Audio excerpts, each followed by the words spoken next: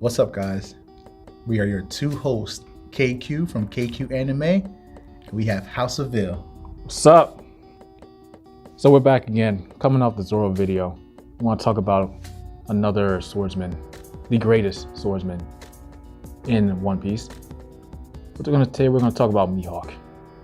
We're responding to a topic that we've heard through the grapevine that Mihawk is trash. This troubled me, deeply. It doesn't make any sense to me. Like, from what I've seen watching the show, the very brief moments we get to see Mihawk, it doesn't make any sense for that to come out of anyone's mouth. Mihawk is not weak. Mihawk is not trash. He's number one. End of story. I mean, look at him. Look at the videos. Look at the clips. Where is this man lacking? Where is he slacking? I really need someone to show me. Please, someone show me who is beating this man. Who is beating this man? Edward Cullen's got nothing on this guy. He does casual air slashes. He has incredible battle intelligence. Literally unmoved by anything that comes his way. We just end the video right here. Just stop the video right here, go home, we're done. But for those who feel the need to actually question this, the validity of him being the greatest swordsman, his competency, his skills, his talents, and stuff we never even see, we don't even know what he's capable of. Stay tuned. We're gonna do our best to state the blatantly obvious. So for some of you guys wondering, who could have possibly said that Mihawk was weak?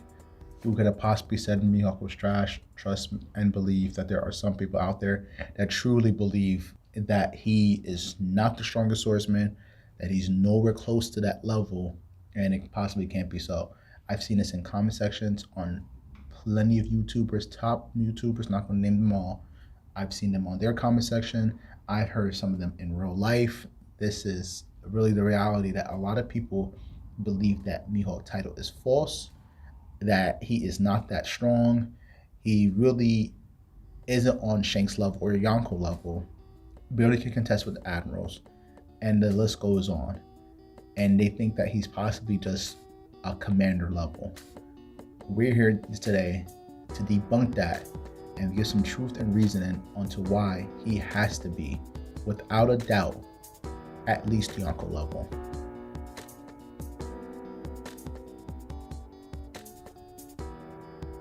What does it mean to be a swordsman? The definition of a swordsman is someone who fights with a sword. Now let me explain this. Anyone who fights with a sword in battle is a swordsman. If they are not at their best without their sword, they are not a swordsman. If at any given point in time you are able to use a sword to some degree in battle, you are a swordsman. It doesn't matter if you're able to pick it up and you're able to just use it to some high degree and you never studied it before, you're a swordsman. If you're only able to swing the sword and that's it, and you're doing that in battle, then you're a swordsman. That's going off of what it says. If you stopped using the sword for a while, you're still a swordsman. If you're able to use other abilities or weapons, you're still a swordsman. You know how to use a sword in battle, and you use a sword in battle. It doesn't matter if you use it sometimes or all the time. It doesn't matter if you train for it in 10 years or 10 seconds. You're still a swordsman. That is what it means. And that's where we classify it at. So there was a part where we're going to touch on why he's the greatest swordsman, since everyone's questioning this.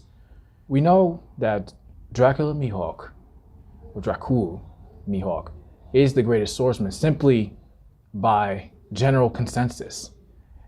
Everywhere Mihawk goes, they immediately recognize him, say his name, are a little bit scared, if not just totally shook and ready to run in the opposite direction. They know that this man can kill anyone with a single stroke of his blade. So wherever this man goes, he's known as the greatest swordsman. Hands down, no doubt. There's no like, oh, he might be the greatest.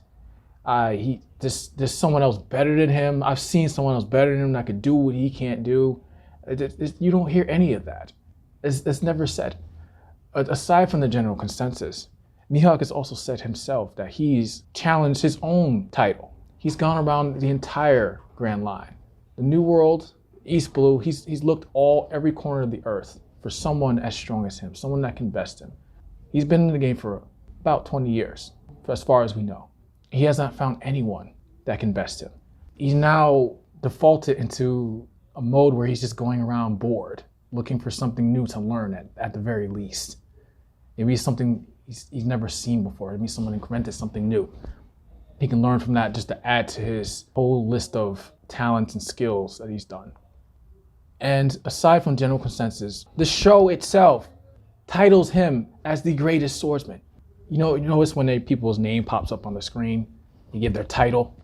Dracula Mihawk, greatest swordsman. Unlike Kaido, whose his title card comes up as the king of beasts, and he's known to be the strongest man in the whole world, or the strongest creature. It's up in the air, we don't know. We have no facts to support this. Like you see, that's a maybe, this is a definite. It's definite. Mihawk is the greatest swordsman.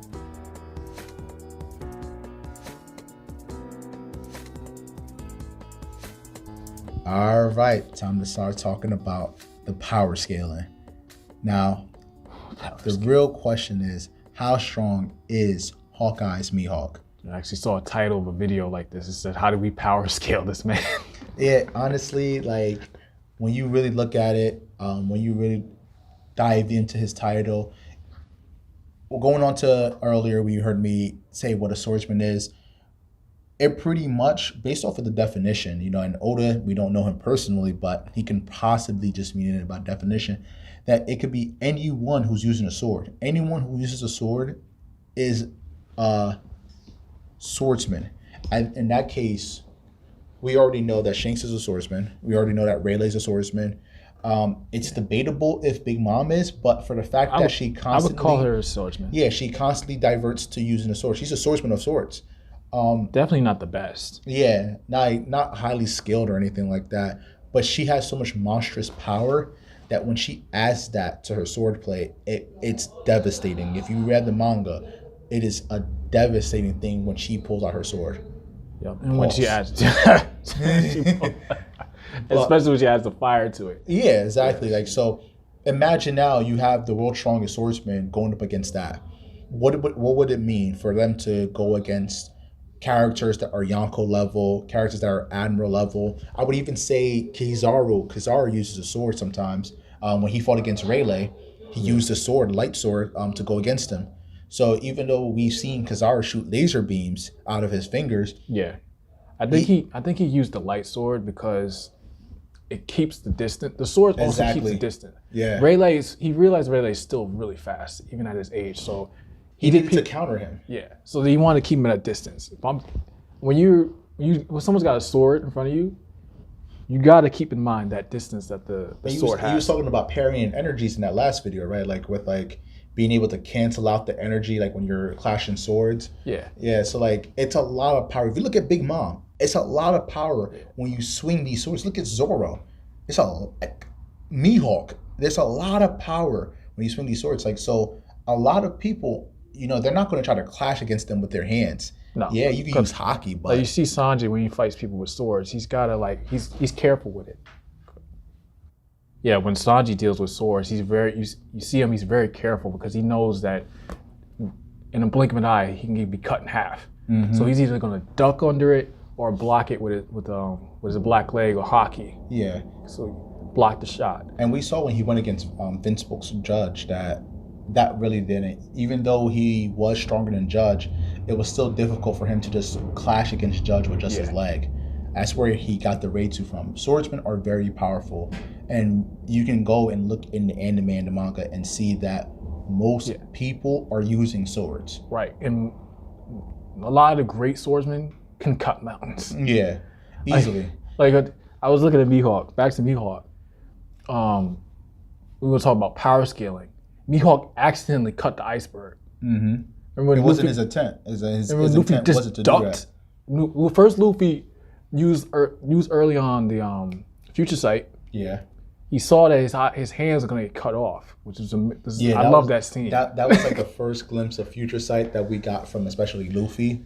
So it's really interesting for that to come later on in the show. Yeah, when I first saw it, I didn't know what that was. I knew it was important. I was like, whoa, why did he just randomly do this in the show now? You can just see in the future? Like, what's going on? Luffy ducks and Mihawk just swings. And you see the entire iceberg cut. Like and it's falling. This is like iceberg. He wasn't even trying to do that. Yeah, this is the iceberg that Aokiji was able to freeze earlier. If you see later on, when Aokiji freezes water over like that, it's so thick that literally even Kizaru, another admiral, isn't able to just easily blast through it. It's quite difficult. It's really thick, and when Mihawk cuts it, it wasn't his intent to cut it.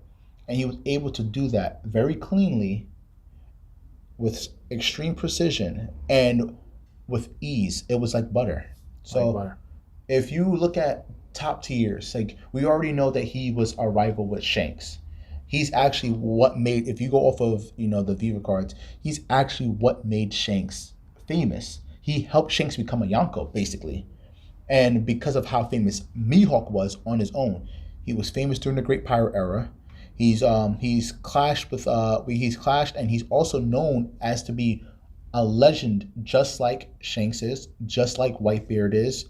This guy is renowned to Yonkos. We have other Yonkos like Big Mom, who also uses a sword. I personally just feel like basically what the show is trying to tell us is that when it comes to the use of the blade, he cannot be beat.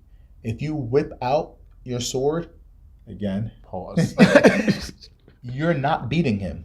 It's not happening at all. Shanks is not beating him. He walked into a whole Yonko territory, walked all the way up to where him and his crew was chilling at. And then when Shanks says, "Oh, you came here to settle things," and he says, as if I would want to, with a one-armed has-been.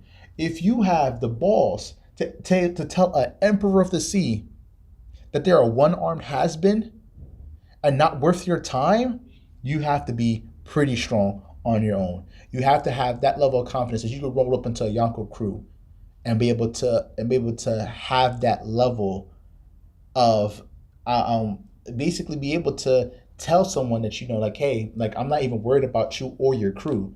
I don't really care. I could disrespect you to your face, and you're a waste of my time. You have to be top notch. The world government looks in the top notch. The Shichibukai looking at top notch. The Yonkos looking at top notch. What else do you need? And again, Rayleigh uses a sword. Big Mom uses a sword. Kizaru uses a sword. We have a lot of sword users out there. Like, I don't know. I doubt they're doing what Mihawk can do. For me, he's in my top 3. Easy. He's the best. Hands down. Now, some of the counter arguments that I've heard is that he was struggling with Vista. That's just like what are your thoughts on that? It makes me laugh every single time. Like what? Like, where? Well, Vista was literally looking away. I mean, sorry. Mihawk was literally looking away the entire time while fighting Vista. He even tells him, like, hey, like, I don't think this is time for us to fight. He was looking away. He was focused on Luffy. He was analyzing Luffy the whole entire time while fighting a top commander on Whitebeard's ship. That wasn't even a fight. That was a conversation. That was a conversation. They were just having a conversation with some blades, bro. That's all it was. And then the next argument is to Diamond Juzo, where he didn't get cut by Mihawk's attack. He didn't get cut? He didn't get cut. He got hit by the attack, but it didn't take out Jozu. So people are saying, well, he can't even take out Yonko commanders, so he must be weaker than them because he did his strongest attack, which again I don't even know why people think it's the strongest attack. Strongest attack. I really feel like they're not watching the same clip. They're watching some bootleg version of One Piece or reading some other knockoff. They're reading knockoff versions. They're reading in German. I don't know. No offense to Germany. Of the manga, because when I looked at the clip again, and I only watched the anime. I think I read it too, but it's so much better when you watch it in live animation. He literally just put the blade over his hand and stroked downwards. It wasn't. He wouldn't yell or anything. It was casual. It was like he was like pulling a casual, no named attack. It was an ear slash. He pulled like he was pulling a lever. casually pulling a lever. It went, I'm gonna say it was like half a mile away. Where Whitebeard's ship was sitting. Because this is a giant bay. Mm-hmm. It's made to hold a whole fleet of ships. Yeah. And you gotta have a wide surface area to do that. It's going straight for Whitebeard. Diamond gets out in front of it, stands there for a good 3 seconds trying to bear the full force of this attack. And then after a while, he's like, you know what? It's gonna keep coming. I'm gonna just throw it up in the air. He had to deflect it upwards. He couldn't fully tank the attack. So this idea too that it was gonna cut him. Yeah. He redirected it upwards so that to divert the energy, which, you know, shows a level of competence from him, like, because he realized that he can't just sit there and just take the full blown force from it. But if we remember back from with Zoro, is that there is something called the breath of all things, in which a great swordsman, the greatest swordsman, should be able to cut what he wants to cut and not cut what he doesn't want to cut. So the attack was made for Whitebeard, a man made out of flesh. A man made out of diamond decides to jump into the way. There should be no reason on why it would even cut him, because Mihawk intended that attack for it to be Whitebeard. Now the sheer force, the sheer power from that was able to push Diamond Jozu back, and was able, and what made him realize he needed to redirect the attack upwards. But that just only exemplifies how strong Mihawk is. If Mihawk honestly was able to cut Diamond with an air slash, it's ridiculous, from miles away, that means he would have killed Diamond. He's OP. That means he would have killed Diamond Jozu if the blade made contact. Yeah, and we saw later on in that same war where Mr. One was able to do the same thing.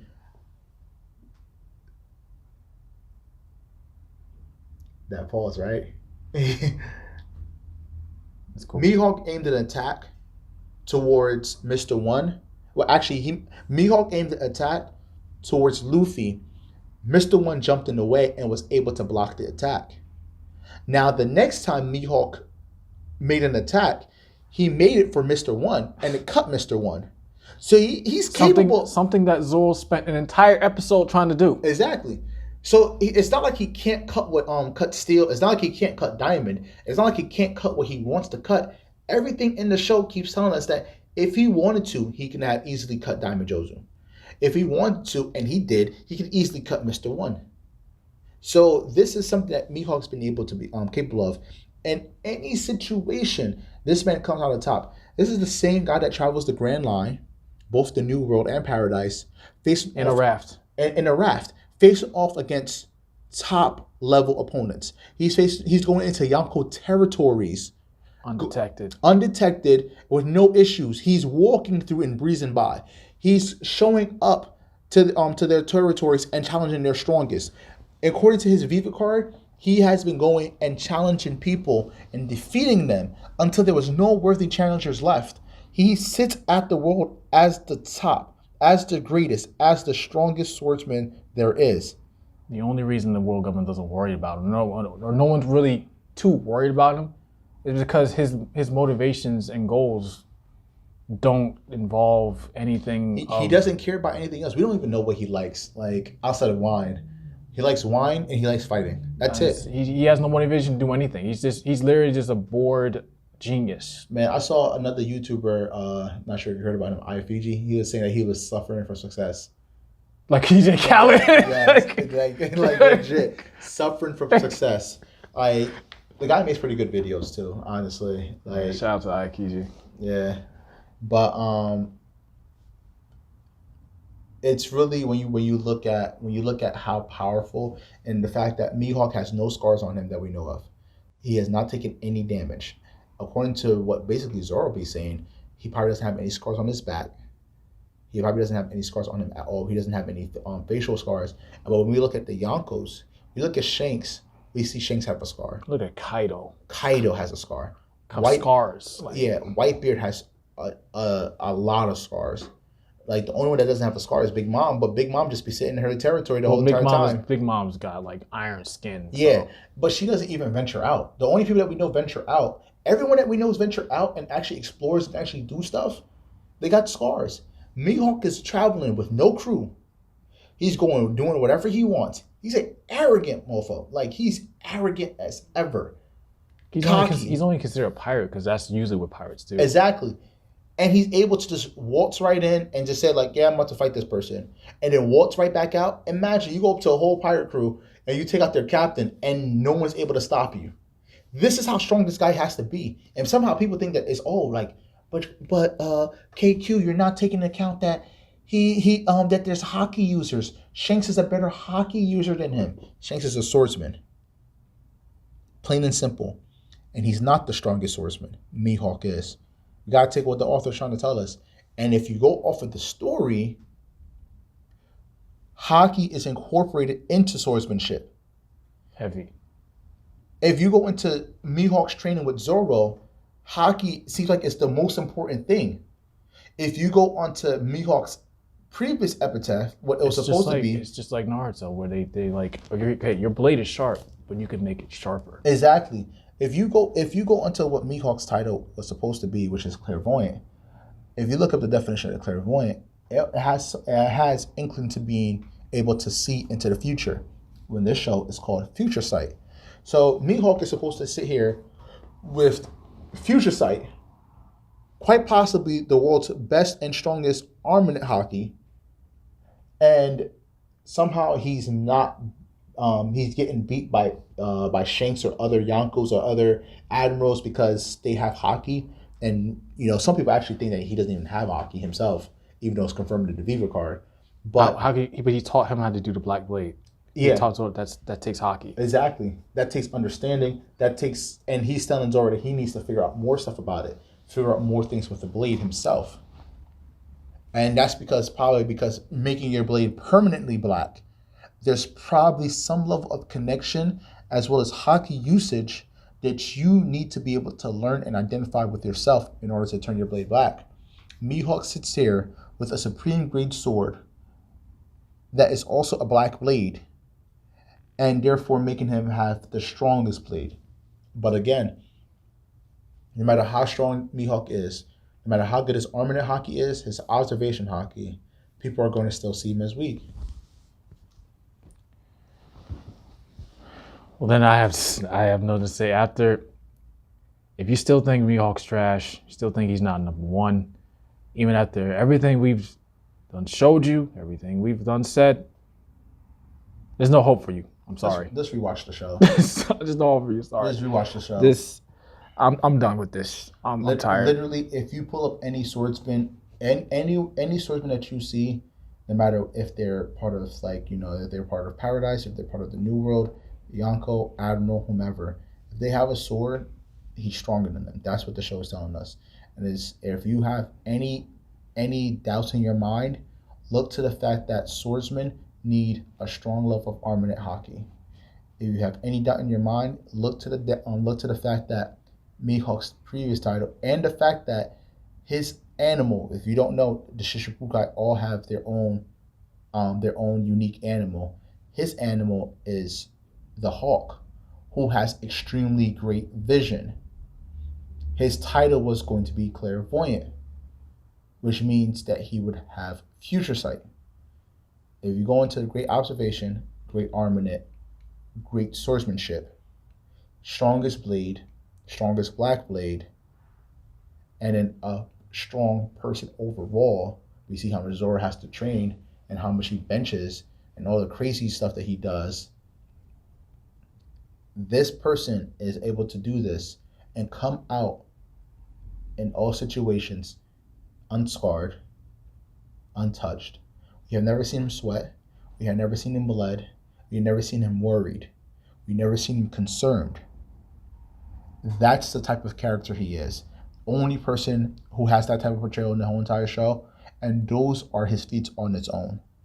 People are looking for feats to say, did he beat an admiral though? Did he beat a Yonko though? Come on. Did he beat this person? No one even looks his way. When you have other top tiers acknowledging his title when you have the narrator acknowledging his title, when you have legends like Whitebeard, like Shanks, like Akainu, and also even something like from the beginning of the series, Redleg Zeph.